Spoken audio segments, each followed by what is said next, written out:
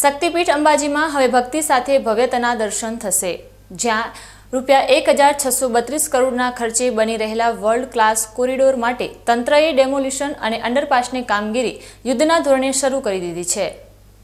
અંબાજીનો નજારો હવે બદલાવા જઈ રહ્યો છે અને તેની તૈયારીઓ અત્યારે પૂરજોશમાં ચાલી રહી છે.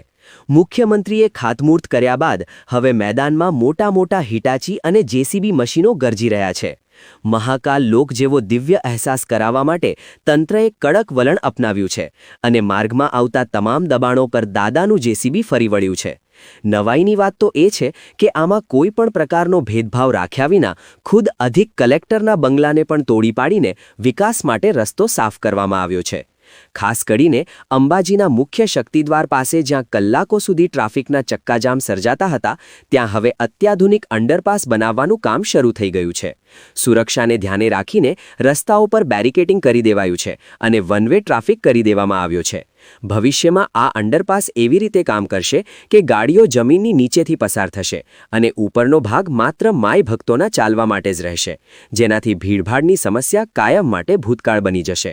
ગુજરાતના પ્રસિદ્ધ શક્તિપીઠ અંબાજી ખાતે શક્તિ કોરિડોરનું ખાતમુહૂર્ત ફેબ્રુઆરી માસમાં જ માનનીય મુખ્યમંત્રી સાહેબ દ્વારા કરવામાં આવ્યું હતું અને શક્તિ કોરિડોરનું કામ